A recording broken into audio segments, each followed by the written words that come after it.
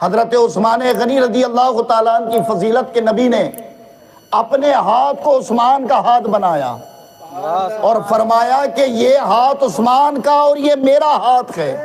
عثمان غنی کے ہاتھ کو بلند کر کر بتا دیا کہ اے لوگو، جب تم عثمان کی سیرت اور تاریخ پڑھنا تو اس بات کو بھی یاد رکھنا کہ میں نے عثمان کے اپنے ہاتھ کو عثمان کا ہاتھ قرار دیا ہے، یعنی جو عثمان کا بے ادب ہوگا وہ میرا بے ادب ہوگا، جو عثمان کا گستاخ ہوگا وہ میرا گستاخ ہوگا۔ حضرت عثمان غنی کی پھر فضیلت کیا ہے؟ اللہ کے نبی نے ایک کے بعد دیگر 2 بیٹیاں حضرت عثمان غنی کے نکاح میں دی، اور یہ کب ہوا؟ پہلے حضرت ام کلثوم رسول پاک صلی اللہ تعالی علیہ وسلم کی بیٹی، یہ حضرت عثمان غنی کے نکاح میں آئی، اور پھر جب حضرت ام کلثوم کا وصال ہوا تو حضرت علیہ رضی اللہ تعالی عنہا کو اللہ کے نبی نے حضرت عثمان غنی کے نکاح میں دے دیا۔ تاریخ خلفاء میں امام جلال الدین سیوطی رحمت اللہ تعالی علیہ ارشاد فرماتے ہیں کہ روایت میں آتا ہے کہ حضرت آدم سے لے کر رسول اللہ تک کوئی شخص ایسا نہ گزرا کہ جس کے نکاح میں کسی نبی 2 بیٹیاں ایک کے بعد دیگر آئی ہوں، وہ حضرت عثمان غنی کی ذات ہے۔ اس لیے آپ کو ذوالنورین کہا جاتا ہے، یعنی کہ 2 نوروں والے، ایک کے بعد دیگر 2 نور، مصطفیٰ کی 2 بیٹیاں آپ کے نکاح میں دی گئیں۔ یہ حضرت عثمان غنی رضی اللہ تعالیٰ عنہ کی شان ہے۔ اور پھر حضرات بدری صحابہ میں، بدر کے صحابہ میں حضرت عثمان غنی رضی اللہ تعالیٰ عنہ کا نام شامل ہے، جبکہ حضرت عثمان غنی بدر کی جنگ میں شامل نہیں تھے، پھر بھی آپ کو بدری صحابہ میں شامل کیا جاتا ہے۔ وجہ کیا ہے؟ تو وجہ یہ ہے کہ جب بدر کے لیے 2 ہجری میں صحابہ اکرام رسول اللہ کی قیادت میں مقام بدر پر کفار مکہ سے جنگ کرنے کے لیے جا رہے تھے، اس وقت حضرت رقیہ کی طبیعت بڑی ناساز تھی، اور اتنی ناساز نبی پاک کی بیٹی کی طبیعت تھی کہ ان کی تیمارداری اور ان کی کفالت کی کسی کو ضرورت تھی۔ حضرت عثمان غنی نے جانا چاہا، لیکن اللہ کے نبی نے فرما دیا نہیں، تمہارے لیے میری بیٹی کی تیمارداری لازم ہے۔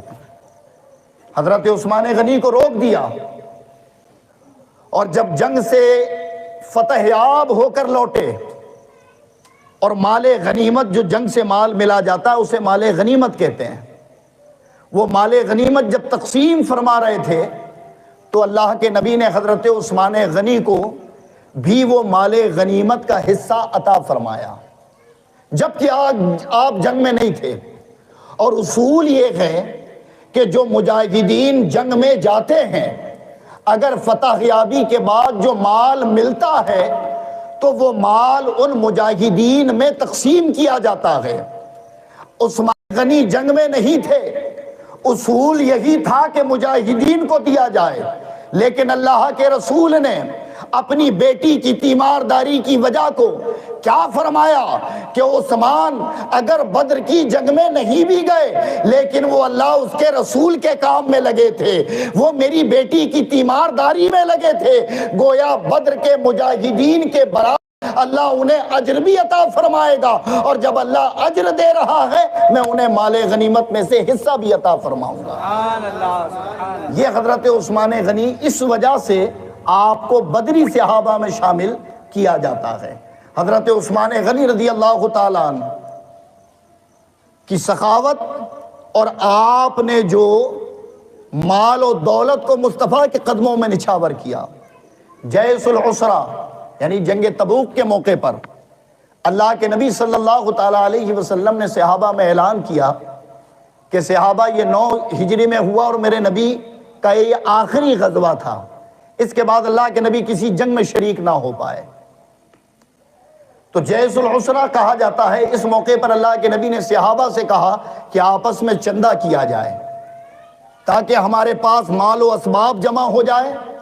تقریباً 660 کلومیٹر کی دوری مدینے سے مقام تبوک ہے۔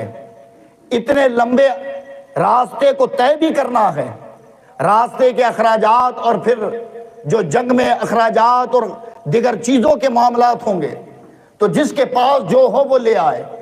اللہ کے نبی کا یہ فرمان سن کر حضرت عثمان غنی رضی اللہ تعالیٰ عنہ کھڑے ہوئے اور عرض کرتے یا رسول اللہ، میں 100 اونٹ ماں ساز و سامان آپ کی بارگاہ میں پیش کرتا ہوں۔ اللہ کے نبی نے کہا کوئی اور ہے؟ حضرت سب خاموش تھے، جن کی جو استطاعت تھی دی۔ حضرت عثمان دوسری مرتبہ کہتے یا رسول اللہ، پھر 100 اونٹ ماں ساز و سامان میں پیش کرتا ہوں۔ تیسری مرتبہ پھر یہی بات ہوئی، کہا یا رسول اللہ، میں پھر 100 اونٹ ماں ساز و سامان آپ کی خدمت میں پیش کرتا ہوں۔ یعنی آپ نے 300 اونٹ ماں ساز و سامان رسول پاک کی بارگاہ میں پیش کر دیا۔ اللہ کے نبی اس کے بعد فرماتے ہیں اے عثمان تم تو غنی ہو، یعنی اس دن سے حضرت عثمان غنی کا لقب عثمان غنی پڑ گیا، آپ کو سخاوت کا تاجدار کہا جانے لگا۔ اور حضرت عثمان غنی رضی اللہ تعالیٰ عنہ کے بارے میں نبی فرماتے ہیں اس عمل کے بعد اے عثمان تمہیں کوئی عمل نقصان نہیں پہنچا سکتا۔ یہ عثمان غنی کی ذات کہ جن کی نیکیاں دیکھ کر صحابہ کہتے کہ وہ 3 نیکیاں آپ کو افضل بناتی ہیں، ایک بیر روما، ایک جو رسول پاک نے آپ کا ہاتھ بلند کیا، اور تیسرا جو آپ نے اپنا مال مصطفیٰ کے قدموں میں نچھاور۔ یہ بیر روما کیا ہے؟ بیر عربی میں کہتے ہیں کنویں کو۔ مدینے میں ایک کنواں تھا یہودی کا، اور اس کا حال یہ تھا کہ وہ اس کنویں کا پانی بیچا کرتا تھا۔ مسلمانوں کے پاس کوئی کنواں نہ تھا، تو جب کوئی مسلمان پانی لینے جاتا تو یہ اس سے قیمت بھی لیتا، اسے انتظار بھی کرواتا اور پھر پانی دیا کرتا تھا۔ اللہ کے رسول کے پاس یہ خبر آئی۔ اللہ کے رسول صلی اللہ تعالیٰ علیہ وسلم نے جب یہ سنا تو سننے کے بعد ارشاد فرمایا کہ کوئی ہے جو مسلمانوں کے لیے پانی کا انتظام کرے؟ حضرت عثمان غنی کی وہ ذات تھی۔ آپ فرمایا یا رسول اللہ میں کوشش کرتا ہوں۔ آپ گئے اس کنویں کے پاس، اور جس یہودی کا وہ کنواں تھا اس سے کہتے ہیں کہ کیا یہ کنواں بیچے گا؟ کہا نہیں، یہ کنواں نہیں بیچتا۔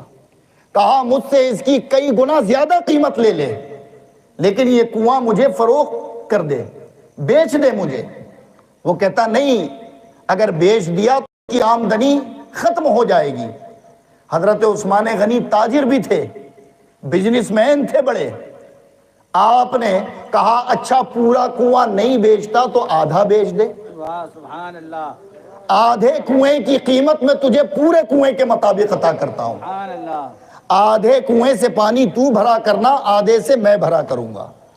اس نے کہا یہ تو اچھا سودا ہے کہ ڈبل ٹبل قیمت بھی مل رہی ہے، پانی بھی باقی رہے گا، کنویں کا آدھا حصہ بھی رہے گا۔ تو کہا ٹھیک، یہ سودا قبول ہے۔ حضرت عثمان غنی نے قیمت ادا کی، اور ادا کرنے کے بعد کہا کہ آدھا کنواں تیرا ہے، آدھا میرا۔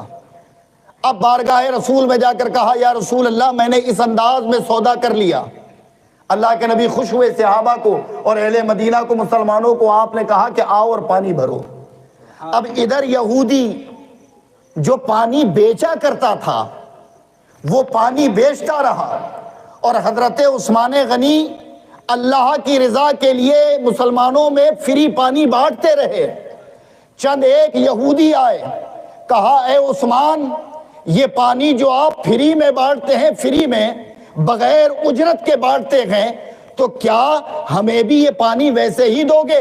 حضرت عثمان فرماتے ہیں نہ پانی عثمان کا ہے نہ اس پر کسی کی ملکیت ہے، یہ خدا کا ہے، تم آؤ بندے ہو خدا کے پانی لے کر جاؤ۔ یعنی مسلمانوں کے ساتھ یہودیوں کو بھی حضرت عثمان غنی آپ فی سبیل اللہ پانی دینے لگے۔ جب اس یہودی نے دیکھا کہ اب تو حال یہ ہے کہ میرے پاس کوئی پانی بھرنے آتا نہیں، کوئی پانی خریدتا ہی نہیں، تو وہ کہتا ہے عثمان غنی سے، اے عثمان غنی میں مان گیا تمہارا سودا فائدے مند تھا، لو یہ آدھا حصہ بھی مجھ سے خرید لو۔ حضرت عثمان غنی نے آدھا حصہ خرید لیا اور کہا یا رسول اللہ یہ کنواں میں نے وقف کیا مسلمانوں کے لیے۔ یہ وہ بیر روما تھا کہ آپ نے بتایا کہ تاجر کیسا ہوتا ہے، آپ نے بتایا کہ مصطفیٰ جان رحمت کی قول کی تکمیل کے لیے اگر مجھے اپنا ایک ایک مال کا حصہ قربان کرنا پڑے میں قربان کرنے پر آمادہ ہوں۔